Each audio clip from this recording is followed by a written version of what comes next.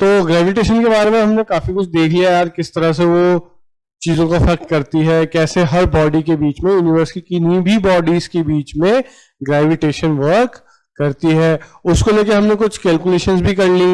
और ग्रेविटेशन क्या है, मेन बात एक नॉन कांटेक्ट फोर्स। पर अब बात आती है ना जब कि प्लैनेट्स कैसे एक दूसरे की ओर घूमते हैं, सैटेलाइट्स कैसे एक दूसरे प्लैनेट्स की ओर घूमते हैं, तो इतने बड़े स्केल पे वो लॉस तो ट्रू होल्ड करती हैं, बट उनमें एक मॉडिफिकेशन जरूरी है, क्योंकि यार स्मॉल स्केल और लार्ज स्केल पे बेसिक चीज तो वही हो रही है, बट कुछ चीजें चेंज हो सकती है, कुछ स्पेक्ट्रम्स हमें बढ़ाने पड़ेंगे ना, कुछ चीजों को थोड़ा बड़ा करके बताना पड़ेगा, कुछ उन चीजों को थोड़ा एक्सप्लेन करना पड़ेगा, मॉडिफाई करना पड़ेगा अकॉर्डिंग टू द स्केल। हम अर्थ से सीधे यूनिवर्स पे जा रहे हैं, तो स्केल तो सोचो कितना बड़ा हो गया, तो उस स्केल के अकॉर्डिंग लॉज भी तो मॉडिफाई होनी चाहिए ना। तो उनको मॉडिफाई किया हमारे एक साइंटिस्ट से, नाम था जोनास केपलर। जोनास केपलर ने डिस्कवर किया भैया प्लैनेटरी मोशन के लॉ, कि प्लैनेट्स किस तरह से घूमते हैं और प्लैनेट्स के चारों ओर सैटेलाइट्स किस तरह से घूमती है। तो ये लॉ किस किस के लिए होल्ड करता है, planets motion around the sun और the revolution of planets around the sun और and the revolution of satellites around the planets, यानी कि मून जो है अर्थ के चारों ओर कैसे घूम रहा है और अर्थ जो है सन के चारों ओर किस तरह से घूम रही है, इसको गवर्न करते हैं हम किससे। इसके लिए हमने क्या दिए, Kepler's law of planetary motion, Kepler's laws of planetary motion दिए इसके लिए, यानी कि केपलर साइंटिस्ट के नाम पे प्लैनेट्स के मोशन के लिए कुछ बेसिक से लॉज दिए। उसमें पहला लॉ क्या था भाई, देख लेते हैं, सोच लेते हैं कि अब देखो, पहले तो ये देखो कि इफ दिस इज अ सन, इसके चारों ओर घूम रहे हैं प्लैनेट्स और उन्हीं में से एक है हमारा अर्थ। अर्थ जो है एक फिक्स्ड लाइन में, एक फिक्स्ड सर्कुलर पाथ में, फिक्स्ड पाथ पे सन के चारों ओर घूम रहा है, ना वो इस पाथ से ना यूं घूमेगा ना वो यहां जाएगा, वो इस पाथ पे ही रिवोल्यूशन लेगी। अर्थ इस पाथ पे ही रिवोल्यूशन लेगी अर्थ, हेलो, हाँ, तो अर्थ अगर इसी पाथ पे रिवोल्यूशन लेगी तो कुछ लॉज होंगे जो थोड़ा सा डिफर करेंगे, बट ये जो है ना पाथ, ये परफेक्टली सर्कुलर नहीं है, it is not perfectly circular, ये है थोड़ा इलिप्टिकल। इलिप्स जो होता है कुछ इस तरह का, ओवल जो शेप होती है ना, ओवल, ये ओवल, ओवल शेप का ये पाथ रहता है ना। अब इसकी खासियत क्या है यार, देखते हैं। देखो जो इलिप्स होता है ना अपना, तो इलिप्स कुछ इस तरह का होता है, सर्कल से अलग ही शेप है ना, सर्कल से अलग शेप। इसके होते हैं दो फोकस, एक F1 एक F2। अब ये थोड़ा थोड़ा लाइट वाला कंसेप्ट है कि हाँ फोकस जो है वो वही चीज है बेसिकली जहां पे सब चीजें फोकस हो जाएंगी, ठीक है यार। इलिप्स के दो होते हैं फोकस, है ना, इलिप्स के दो फोकस होते हैं। तो उसमें यूं बोला है कि अगर एक फोकस पे सन आ गया, if sun becomes on one focus, sun will always be one focus of the ellipse। क्या बोला उसने,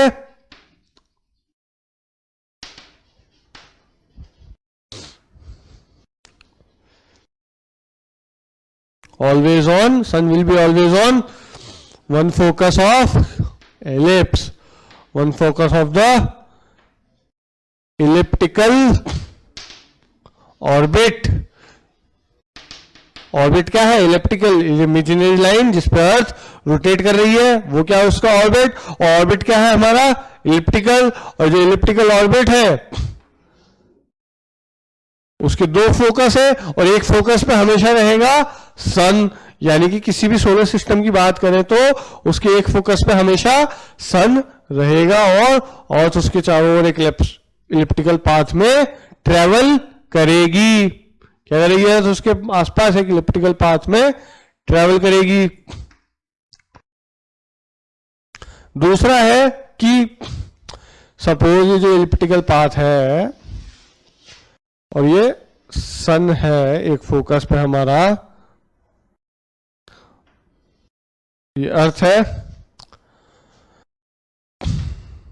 तो सपोज अर्थ ने यहां से यहां एक एरिया स्वीप किया, क्या किया, एक आर्क स्वीप किया ए बी, यूं घूम रही है अर्थ हमारी, अर्थ यूं घूमी ए से बी तक गई एक फिक्स्ड टाइम पीरियड में, एक फिक्स्ड टाइम पीरियड टी में। तो अब ये जो सन है ना, सन के मिड पॉइंट, सन के पॉइंट से वो एक एरिया बनाएगी, एक एरिया कवर हो रहा है यहां पे, ये एक एरिया आ गया मेरे पास, ये एक एरिया है। और सपोज यहां सी से डी तक आई, again in the same interval of time T, time T ही था, यहां पे भी टाइम टी ही था, सेम इंटरवल, और तो उसी जगह से जो है एक एरिया कवर किया उसने। सपोज ले लो उसको A2, इसको ले लो A1। तो ये जो A1 है ना, A1 is equal to A2 हो गया। ये क्या बोलना चाह रहा है इसमें कि अगर एक फिक्स्ड मोशन चल रहा है, कॉन्स्टेंटली, कांस्टेंट मोशन से ही तो अर्थ रिवॉल्व करेगी ना, तो area swept, this area from the sun in the path, the arc makes an equal area from the path, in the path with respect to sun in a fixed interval time of time t, time t में a से b तक गया और time t में ही c से d तक आया, तो एरिया जो रहेगा ना, सपोज ये o से है तो area COD will be equal to area AOB। समझ में आई बात कि टाइम पीरियड t से चल रहा है। चलो देखो, अगर मैं एक स्क्वायर पे चलूं, टाइम टी में मैं यहां से यहां पहुंच गया और अगले टाइम टी में मैं यहां से यहां आ जाऊंगा ना, फिर एक टाइम टी में मैं यहां से यहां आ गया, ठीक है, तो अगले टाइम टी में 2 सेकंड मान लो, 1 सेकंड में एक साइड मैंने कवर कर ली, 1 सेकंड में एक साइड कवर कर ली, तो 2 सेकंड में यहां आ गया, तो 2 सेकंड में एरिया कितना कवर हुआ, इतना, एरिया कितना कवर हुआ, इतना। फिर एक बाकी 2 फिक्स्ड टाइम पीरियड, यानी कि 2 सेकंड ही लूंगा, तो मैं यहां से यहां भी आ जाऊंगा, तब एरिया क्या कवर होगा, ये।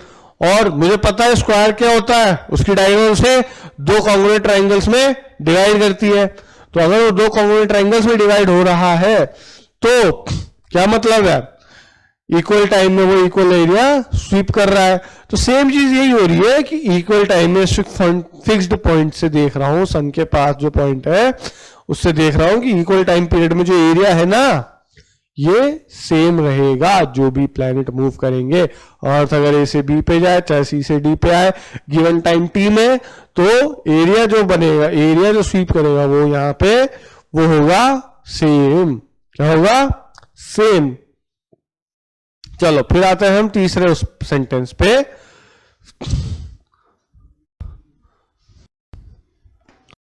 तीसरा सेंटेंस सिंपल सी बात कहता है हमारे को कि R cube is directly proportional to T square, यानी कि डिस्टेंस कव between the planets and the sun, यानी कि cube of the distance of the planet from its sun, cube of the distance of the planets from its sun is directly proportional to the square of the time taken.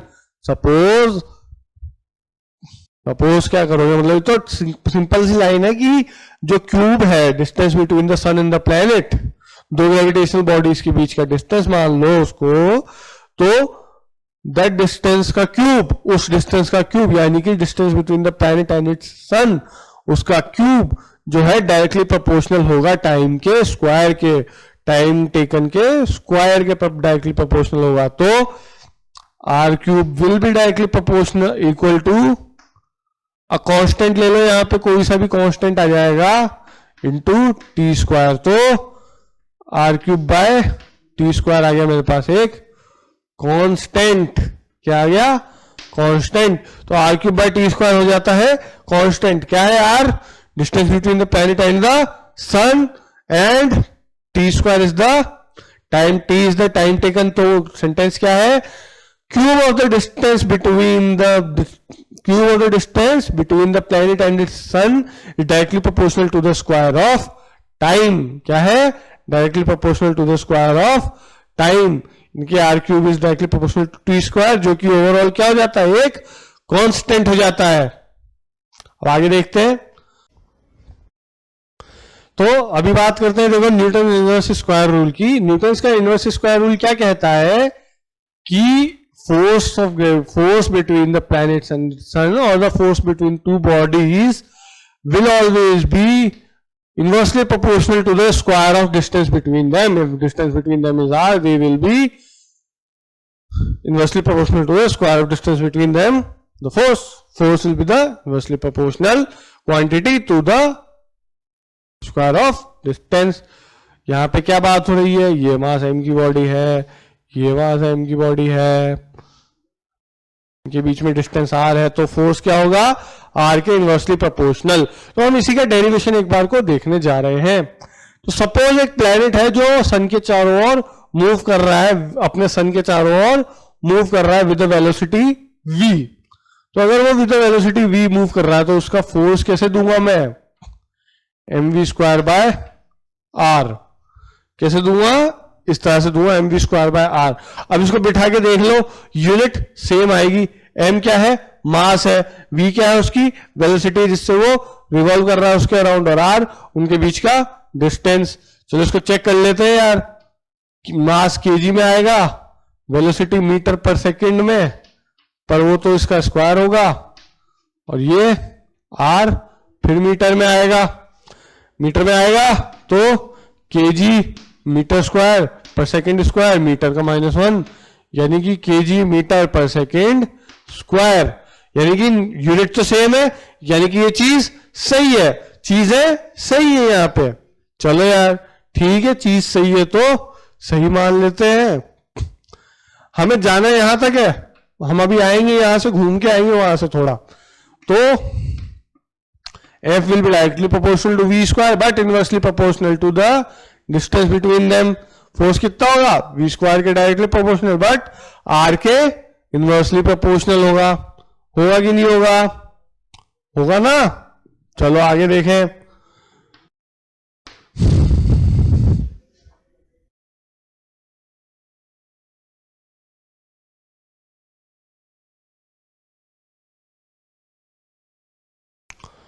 है ना। अब देखो यार, circular path में होएगा ना काम। अगर एक सन के चारों ओर उसका प्लैनेट घूम रहा है तो काम किस में होगा, सर्कल में। तो v क्या देंगे, v क्या देंगे, सर्कुलर पाथ के हिसाब से लेंगे ना। सर्कुलर पाथ का सर्कमफेरेंस डिस्टेंस 2 पाई r। टाइम कितना लगेगा उसको ट्रेवल करने में, मान लो t टाइम में ट्रेवल हो रहा है, t टाइम में हो रहा है ना ट्रेवल। तो यहां पर मैं क्या ले लूंगा यार, v is directly proportional to r, और r अपॉन t के डायरेक्टली प्रोपोर्शनल है v। r बाई t के डायरेक्टली प्रोपोर्शनल क्या है अपना, वेलोसिटी। अब अगर वेलोसिटी की बात करें तो इसको स्क्वायर कर देता हूं यार, तो स्क्वायर पे भी सेम ही चीज एप्लीकेबल रहेगी ना, सेम ही चीज एप्लीकेबल रहेगी, समझे। अब कुछ दिख रहा है यहां पे, चलो कोई बात नहीं, नहीं दिख रहा तो यहां पे ऐसे देखो कि v स्क्वायर है, तो ऊपर नीचे अगर मैंने r से मल्टीप्लाई कर दिया, यहां ऊपर भी r से मल्टीप्लाई कर दिया और नीचे भी r से मल्टीप्लाई कर दिया, तो यानी कि 1 से मल्टीप्लाई कर रहा हूं, 1 से तो मैं मल्टीप्लाई कर ही सकता हूं, तो मतलब मैं कि 1 से इसको मल्टीप्लाई कर देता हूं यार। तो ठीक है, इसको 1 से मल्टीप्लाई कर देते हैं, इसको 1 से मल्टीप्लाई कर दिया तो क्या हो गया, ये r cube by T square into 1 by r। क्या आ गया, 1 बाय r आ गया, आ गया ना 1 बाय r। अब देखो पर यहां पे मैंने क्या निकाला था, इस चीज को हमने केपलर्स लॉ से क्या निकाल लिया था, third law of Kepler's planetary motion के हिसाब से ये चीज तो थी कांस्टेंट। तो एक और कांस्टेंट मान लो, एक प्रोपोर्शनलिटी कांस्टेंट आ जाएगा के, उसके साथ ये कांस्टेंट आ जाएगा और ये हो जाएगा वेरिएबल। क्या हो जाएगा, वेरिएबल हो जाएगा, कुछ हो जाएगा ना। तो अब इसको एक नया कांस्टेंट मान लो, v square is equal to a by r मान लो यार। चलो v इज इक्वल टू एक कांस्टेंट मान लिया, a मत मानो, चलो इसको a भी मत मानो, इसको मान लो के मान लो, चलो के कांस्टेंट मान लिया, पूरा पूरा कांस्टेंट कैपिटल के मान लिया। अब मेरे पास क्या आ गया, वी स्क्वायर इक्वल टू के बाय आर आ गया। इस के बाय आर को यार यहां डाल दो जरा, वी स्क्वायर डायरेक्ट के बाय आर है, डाल दिया। एम बाय आर पहले ही था, तो यहां क्या हो गया, एम के बाय आर स्क्वायर। अब यहां आर स्क्वायर हो गया एम के बाय आर स्क्वायर, तो अब मैं देख सकता हूं कि force is equal to M के बाय आर स्क्वायर, बट ये क्या है, एक कांस्टेंट है, कांस्टेंट है ना, तो मैं क्या कह सकता हूं इसको, F is inversely proportional to the square of distance between the planet and its sun, or the distance between the two bodies. Force of gravitation is inversely proportional to the square of distance between the bodies. आ गया समझ में? पहले क्या किया, F is equal to M V square by R होगा, motion में अगर बॉडी है तो इस तरह से फोर्स लगेगा, वी स्क्वायर बाय आर के डायरेक्टली प्रोपोर्शनल होगा।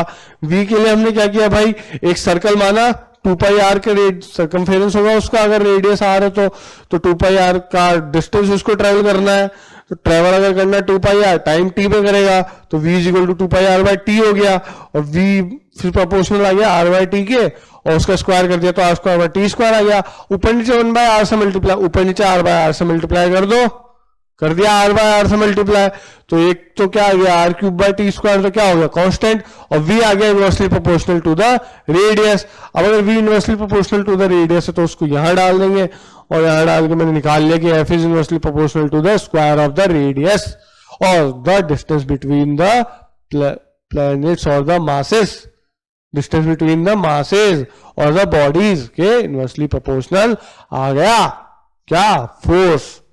समझ में आई? चलो आगे देखते हैं। तो अगला टॉपिक है, देखो बच्चों, third, Newton third law. Third law कौन सा था, एक्शन रिएक्शन वाला, क्या, to every action there is an equal और अपोजिट रिएक्शन। उसका हम देखेंगे ग्रेविटेशन के साथ रिलेशन। अब अगर मैं यहाँ पे बात कर रहा हूं, जैसे कि हमने बात की थी नॉन कॉन्टेक्ट फोर्स की, ग्रेविटेशन की, तो अगर ये बॉडी इस पे F1 मास लगा रही है और ये बॉडी इस पे F2 मास लगा रही है, तो due to the third law that to every action there is an equal and opposite reaction, क्या हो जाएगा, इसीलिए ये चीजें आपस में नहीं टकराएंगी, एक दूसरे में कन्वर्ट नहीं हो जाएंगी, आपस में ऐसे कोलाइड नहीं कर रही। क्यों? क्योंकि एक्शन एंड रिएक्शन यानी कि थर्ड लॉ ऑफ मोशन, यानी कि to every action there is an equal and opposite reaction, और ये बना रहे हैं एक्शन रिएक्शन पेयर, इसीलिए ये चीजें कभी भी ऐसे नहीं देखूंगा कि मैं एक दूसरे में गिर जाएंगी या खो जाएंगी। तो ठीक है यार, चीज सही है। तो अब ये जो चीज है ना, ये ग्रेविटेशन के लिए भी होल्ड करती है, थर्ड लॉ कर देना होल्ड ग्रेविटेशन के लिए। तो जैसे कि तुमने फोर्स क्या निकाला था, मास इनटू एक्सेलरेशन, एक्सेलरेशन को चलो कैपिटल स्मॉल ऐसे डिनोट कर देते हैं, मास इनटू एक्सेलरेशन। अब एक्सेलरेशन क्या आ जाएगा यार, फोर्स बाय मास। अब यहां किसकी बात हो रही है, मास ऑफ अर्थ, ये किसका मास है, अर्थ का मास। तो अब सोचो फोर्स क्या है, फोर्स ऑफ ग्रेविटी, तो ग्रेविटेशन फोर्स कितना छोटा होता है भाई, कितना सा होता है, और मास ऑफ अर्थ कितना ज्यादा होता है। तो मास ऑफ यार अर्थ देखो यार, F is very very less then mass of अर्थ, तो ऑलमोस्ट जीरो होता है एक्सेलरेशन, इसीलिए क्या हो जाता है, एक्सेलरेशन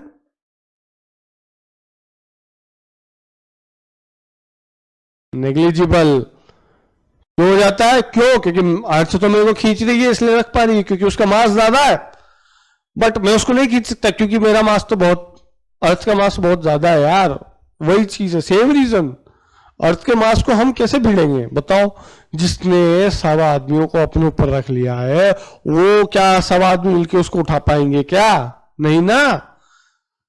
तो क्यों नहीं होता भाई, अर्थ हमें मूव क्यों नहीं करती हुई क्यों नहीं दिखती, क्योंकि उसका एक्सेलरेशन ऑलमोस्ट नेग्लिजिबल होता है, काफी कम होता है, बिकॉज ऑफ द हैवीनेस और द हैवी मास ऑफ अर्थ। क्योंकि अर्थ क्या है, इतनी बड़ी बॉडी है, तो उसका एक्सेलरेशन उतना ही कम होता है। समझ में आई बात? चलो आगे देखते हैं। अब हम जो टॉपिक की बात करेंगे वो होगा फ्री फॉल। क्या टॉपिक है हमारा नया, फ्री फॉल। फ्री फॉल क्या होता है, कोई भी चीज जो अर्थ पे गिर रही है ना, जो भी अर्थ की ओर गिर रही है वो है under the motion of free fall. Suppose मैंने पत्थर लेके यूं फेंक दिया, ग्रेविटी के मारो नीचे आएगा, that is what we call free fall. समझ में आई? मैंने यूं डंडा फेंक के मारा, यहां से तुम्हारे सर पे लग गया, डंडा क्या हो रहा आते टाइम? फ्री फॉल में। तो कोई भी चीज जो अर्थ की ओर आ रही है ना किसी हाइट से, वो क्या है? Motion of free fall. समझ में आया? क्या है वो? Free fall. पर अब इसमें एक चीज है यार, मैं एक कागज का टुकड़ा फेंकूं और एक पत्थर फेंकूं, क्या जाएगा नीचे? पहले पत्थर जाएगा, कागज नहीं जाएगा, क्योंकि वो हल्का होता है कागज, इसलिए लेट जाएगा नीचे, पत्थर पहले पहुंचेगा। यही तो सरासर गलत हो तुम, यही इसी जगह पर तुम टोटली गलत हो। ग्रेविटेशन क्या कर रही है भैया? ग्रेविटेशन किस पे डिपेंड कर रही है? इक्वल मास पे डिपेंड कर रही है। उस पर कहीं भी ये थोड़े लिखा है भैया कि जो हल्का है उस पर काम नहीं करेंगी। क्यों नहीं करेंगी भाई? अर्थ से डिस्टेंस सेम है, अर्थ के रिस्पेक्ट में उनका मास वैसे भी काफी कम है, तो वो तो वैसे भी फर्क नहीं डाल रहा उस पर। क्या कर रहा? फर्क नहीं डाल रहा, तो वो तो उसी हिसाब से जाने चाहिए नीचे। समझ में आया? उसी हिसाब से जाने चाहिए ना नीचे। ऐसे तो अगर तुम देखो तो acceleration is inversely proportional to mass आ जाएगा यार। तो उस हिसाब से तो हल्की चीज का एक्सेलरेशन ज्यादा होना चाहिए भारी चीज से, है ना? तो यहां तुम गलत हो यहां पे कि ऐसा इसलिए हो रहा है, बट क्योंकि यार जो पेपर है वो कुछ ऐसा दिखता है, स्टोन कुछ ऐसा दिखता है, तो सरफेस एरिया जो है पेपर का ज्यादा है, तो वो क्या करेगा? ज्यादा एयर रेजिस्टेंस लेगा। एयर रेजिस्टेंस मान लो यार, अगर मैं इसको यूं ला रहा हूं तो मेरे को हवा लग रही नहीं लग रही? हाथ पे हवा लग रही है ना, वो हवा क्या है? वही है एयर रेजिस्टेंस, कि एयर हर जगह है, वो सरफेस को कॉन्स्टेंटली हिट करेगी, इधर भी कॉन्स्टेंटली हिट करेगी, कर देगी हिट, है ना? ऑलमोस्ट उसको कॉन्स्टेंटली हिट करेगी। तो जितना ज्यादा सरफेस एरिया होगा उतना ही वो एयर हिट उसको हिट करेगी और उतना ही लेट वो अर्थ पे गिरेगा। बट ये इसलिए नहीं हो रहा कि उसका मास कम है तो अर्थ पे वो धीरे लग रहा है, बट इसलिए क्योंकि एयर रेजिस्टेंस ज्यादा लग रहा है। Air resistance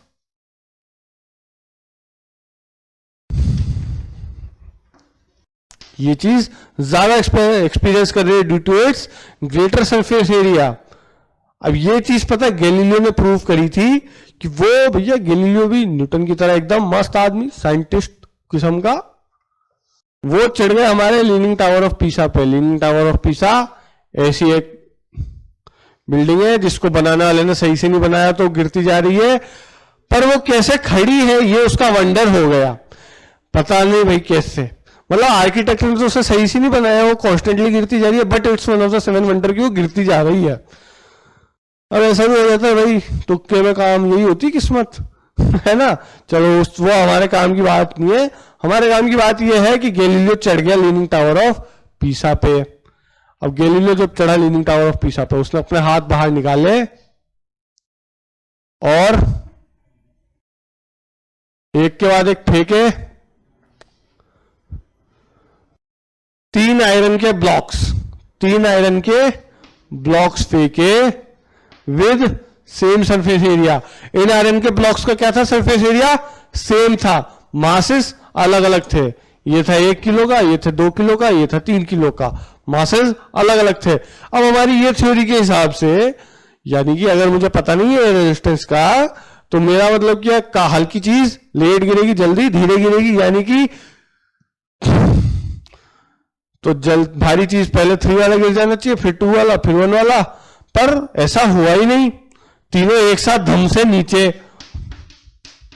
after time t is equal to 0 पे यहां थे, t is equal to t पे सब यहां थे, यानी कि तीनों एक साथ धम से नीचे आ गए। और तीनों एक साथ धम से नीचे आ गए तो गैलीलियो ने प्रूव कर दिया कि भाई सरफेस एरिया पे डिपेंड कर रहा है, यानी कि air resistance that is been experienced by any object due to its surface area, उस पर डिपेंड करेगा कि वो कितनी जल्दी है, कितनी लेट गिरेगा।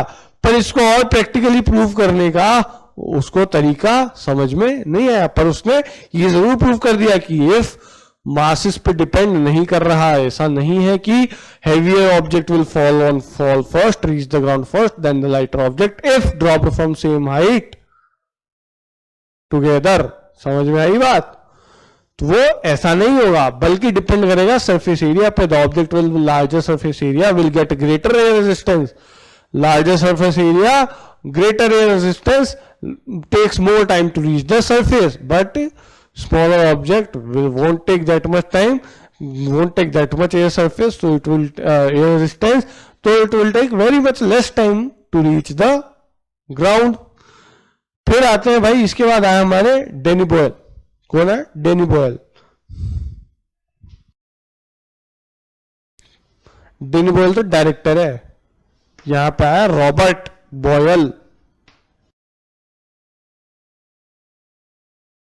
रॉबर्ट बॉयल साइंटिस्ट का नाम है, बस याद कर लो।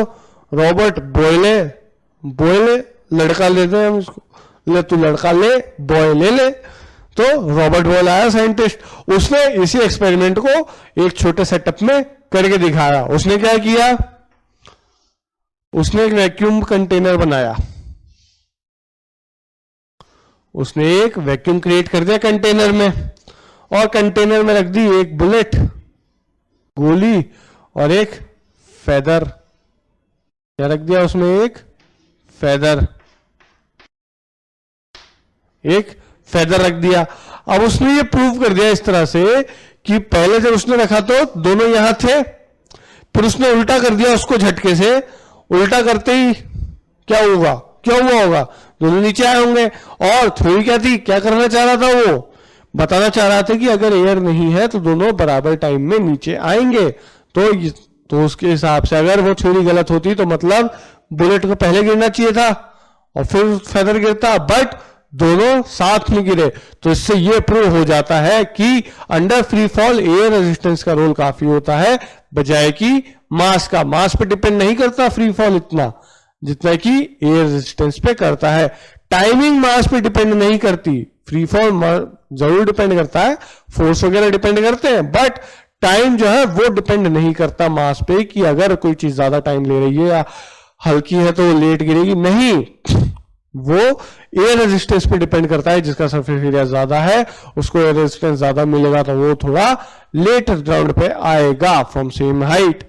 ये प्रूव करना था उसको, उसने कर दिया। अब फ्री फॉल आ ही गया है तो इसकी ढंग से बात करते हैं। अब आते हैं एक नए कंसेप्ट पे, यानी कि एक्सेलरेशन ड्यू टू ग्रेविटी। ये बात करते हैं हम कब? कि जब अगर कोई चीज जिसको हमने एक हाइट से मान लो ड्रॉप किया की और, तो वो क्या जीरो इनिशियल स्पीड रहेगी उसकी? पढ़ी थी ना ये चीज तो तुमने पहले भी। स्पीड क्या रहेगी उसकी? जीरो रहेगी। मोशन चैप्टर में हमने ये चीज पढ़ी थी फ्री फॉल वाली, कि जीरो की इनिशियल स्पीड से वो गिरेगा, बट वो एक एक्सेलरेशन लेगा, एक ग्रेविटेशन की वजह से उस पर कांस्टेंट एक्सेलरेशन लगेगा जी, जो कांस्टेंटली उस पर लगेगा और वो उससे ही नीचे आएगा। यानी कि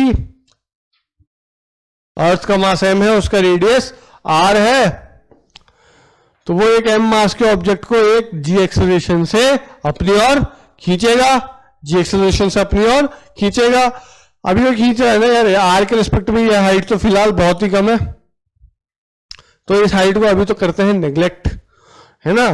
तो ये तो बहुत ही कम है, पर मुझे ये पता है कि f जो होगा वो क्या रहेगा जरूर, g mm by r square, क्योंकि h को तो मान लो नेग्लेक्ट कर लिया। पर मुझे ये भी पता है कि वेट भी क्या है, एक फोर्स है, वेट भी एक फोर्स है, वो जो कि बराबर है किसके? mg के। तो mg will be equal to gmm upon r square. किसके बराबर आ जाएगा? gmm अपॉन r स्क्वायर के। बट यहां पे m से m तो कैंसिल होएगा, मेरे पास आ गया gm by r square. Acceleration due to gravity कितना आ गया? g क्या है? एक्सेलरेशन ड्यू टू ग्रेविटी, यही g है। यानी कि अंडर फ्री फॉल जिस एक्सेलरेशन के साथ बॉडी अर्थ पे आ रही है वो क्या है? g, यानी कि acceleration due to gravity. What is it? Gravitational constant into mass of earth into upon r square. अब निकाल लेना, हर बार डालते रहना यार gm/r², पर ऐसा जरूरी नहीं है, मेरे पास तो वैल्यूज है। ग्रेविटेशनल कांस्टेंट की वैल्यू 10⁻⁻11, 10⁻⁻11। ये मास कितना है अर्थ का? 6 × 10⁻24। और क्या है? रेडियस पता है क्या? अरे पता है ना, 6 × 10⁻64 × 10⁵ का स्क्वायर। ये क्या है? अब ये मीटर में, ये इसमें मास है किलोज में, है ना भाई? चलो यार आगे देखते हैं। अब देखो, अब इसको कर लो कैलकुलेट यार, आ जाएगा कुछ कुछ ऐसा आ जाएगा ये। अब इतनी कैलकुलेशन तो देखो करने का मतलब नहीं है एग्जाम में, तो तुम डायरेक्ट वैल्यू याद रखो कि 9.8 मीटर पर सेकेंड स्क्वायर आ जाता है जी, यानी कि the acceleration due to gravity comes out to be 9.8 meter per second square. और या फिर उसको ले लेते हैं कई बार 10 मीटर पर सेकेंड स्क्वायर ले लेते हैं, because due for easy calculations, तो जी कितना आ गया भाई? 10 मीटर पर सेकेंड स्क्वायर या 9.8 meter per second square, depending upon our need. अगर काम हो जाए 9.8 से तो एक्यूरेसी तो 9.8 से ही आएगी, और नहीं तो 10 ले लो, अप्रोक्सीमेट वैल्यू है वैसे भी ये। अब इसको सॉल्व करते रहो यार, तो करते रह जाएंगे हम तो सॉल्व, तो कोई उससे मतलब थोड़ा निकलेगा। पर मेरे पास एक और चीज आई थी ना, और इस पर एक ही चीज पे ग्रेविटेशन कितना लग रहा था? 9.8 न्यूटन, और यहाँ पे 9.8 न्यूटन, वहां पे मास कितना था उस ऑब्जेक्ट का? 1 kg। इसीलिए ये दोनों सेम आए हैं, क्योंकि वहां तो उसका कोई फर्क इंपैक्ट नहीं पड़ा, इसलिए एक्सेलरेशन ड्यू टू ग्रेविटी और फोर्स सेम आए। पर ये सेम नहीं है, फोर्स भी 9.8 न्यूटन लगेगा, न्यूटन, और एक्सेलरेशन ड्यू टू ग्रेविटी होगा 9.8 मीटर पर सेकेंड स्क्वायर। समझ में आई?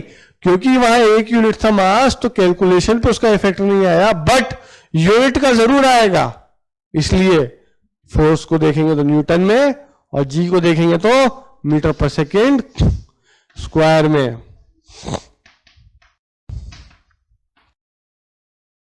मीटर पर सेकेंड स्क्वायर में देखेंगे। समझ में आई बात? आगे बढ़ते हैं। अब हम देखेंगे acceleration due to gravity on moon. किस पे? मून पे। अब ऑन मून, अब मुझे ये तो पता है कि G is equal to gravitational constant into mass of the body upon r square. तो यहां मैं मून का मास ले लूंगा। अब मास ऑफ मून कितना है मेरे पास, और रेडियस ऑफ मून कितना है, बताओ यार।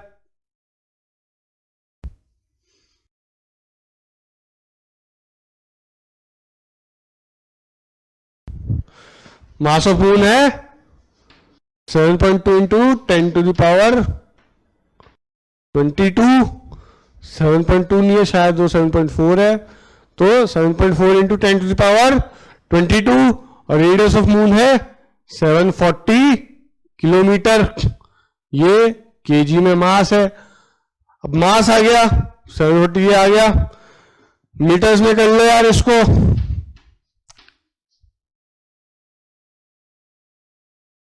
मीटर कितना हो गया मीटर में?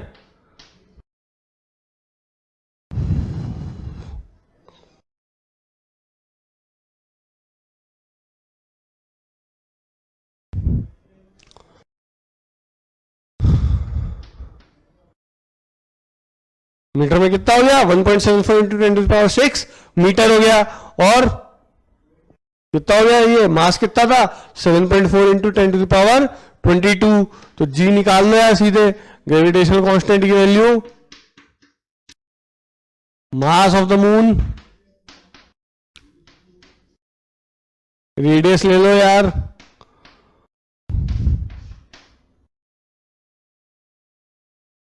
टेन टू द पावर 6 का स्क्वायर। तो ये ऑलमोस्ट आ जाता है कैलकुलेशन खत्म करने के बाद मीटर पर सेकेंड स्क्वायर। अब ये इतना आ जाता है यार, कितना आ जाता है? इतना करीब 1.63 मीटर पर सेकेंड स्क्वायर आ जाता है। तो यानी कि मून पे ज्यादा टाइम लेगा कोई भी सब्सटेंस, क्योंकि उसका जी कम है भैया।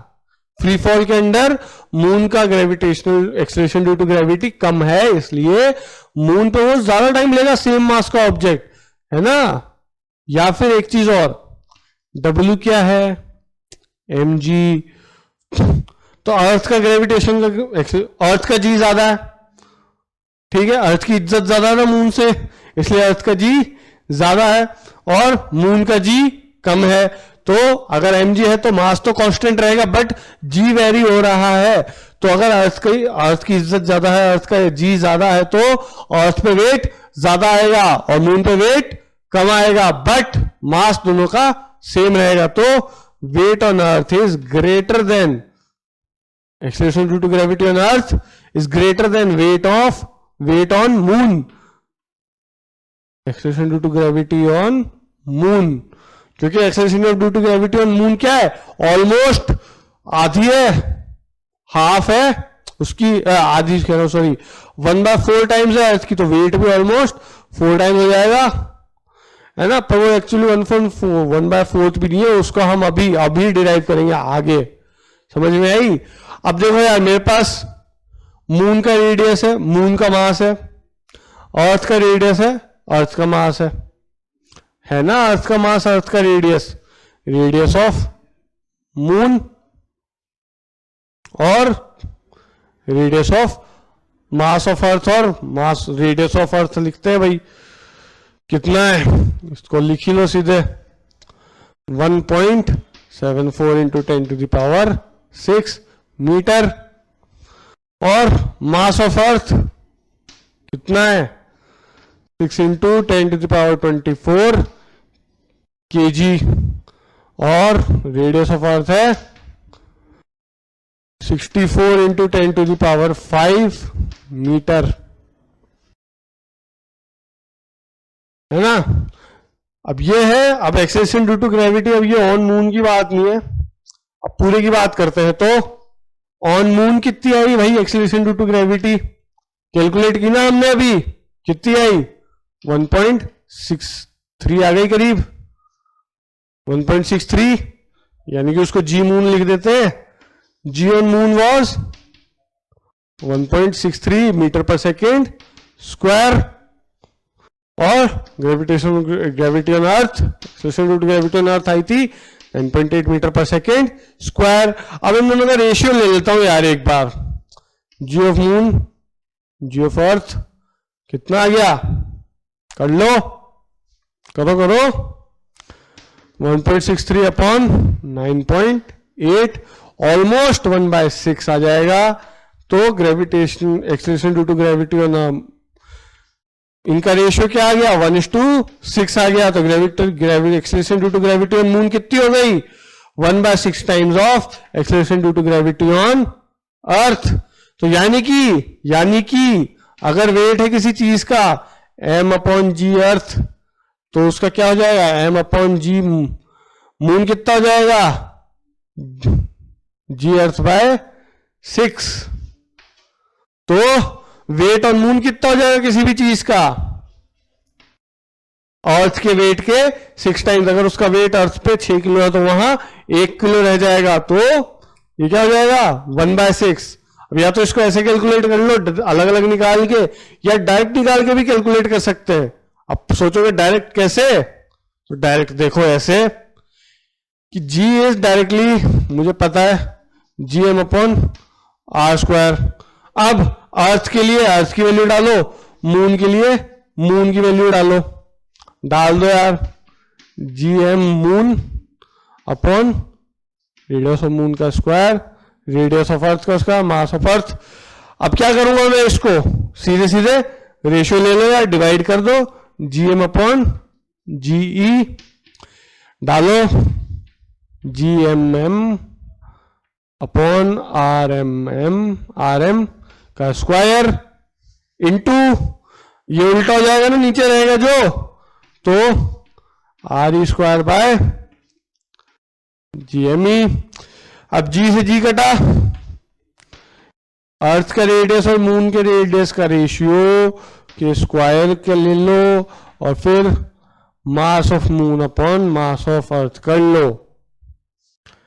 अब यहां वैल्यूज डाल दो सारी, रेडियस ऑफ अर्थ डालो, रेडियस ऑफ मून डालो, मास ऑफ मून डालो, मास ऑफ अर्थ डालो, पुट करो और क्या आ जाएगा तुम्हारे पास फिर से, G on moon is 1/6 G of अर्थ।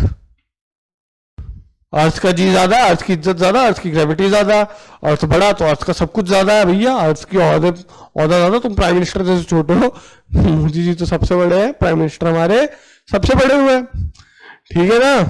तो इस तरह से जिसकी इज्जत ज्यादा, उसका जी ज्यादा, तो अर्थ की इज्जत ज्यादा तो उसका जी ज्यादा। मून उसको 1/6 मिलता है अर्थ की इज्जत का, ठीक है। चलो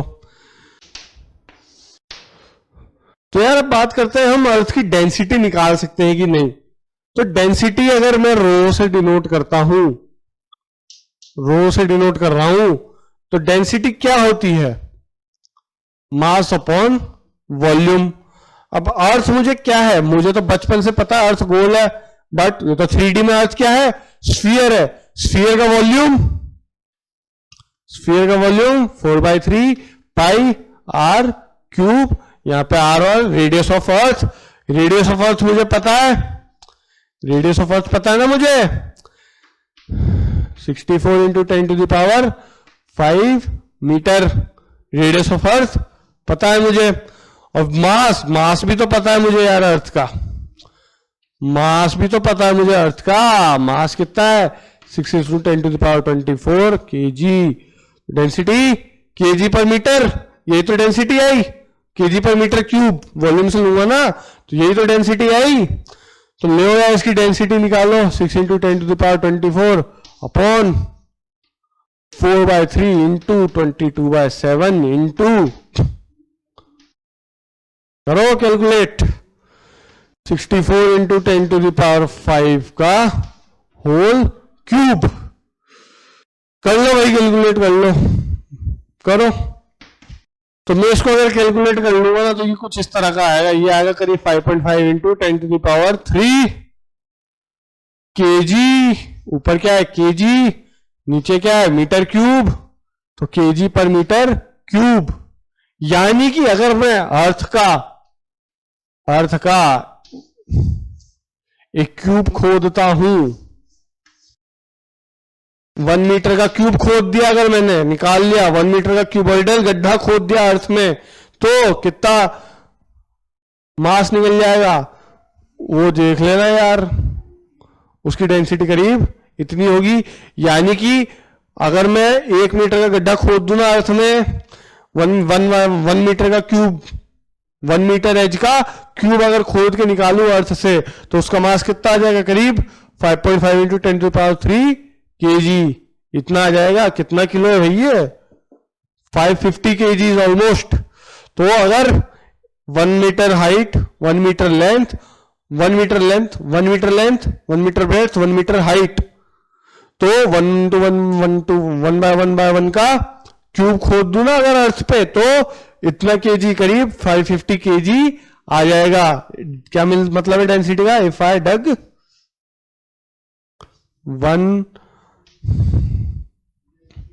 cube of, if I dig a cube of 1 meter edge, then 550 kg worth material comes out। समझे। अगर ये जो वॉल्यूम है ना, कि 1 मीटर क्यूब वॉल्यूम अगर निकालता हूं अर्थ से, कैसे भी निकालो 1 मीटर क्यूब, उसमें कितना किलो आ जाएगा भैया, 550 किलोस। तो ऐसे ही अर्थ का वॉल्यूम जो भी है निकला होगा भाई, डेंसिटी तो आ गई, बट अपने पास 5.5 × 10⁻3 kg पर मीटर क्यूब। और इसका मतलब भी तुम्हें समझ में आ ही गया होगा। तो अब इसको यही खत्म करते हैं, अभी अगले लेक्चर में मिलेंगे देखो, और करेंगे बहुत सारे डेरिवेशन। ठीक है, तो मिलते हैं अगले लेक्चर में।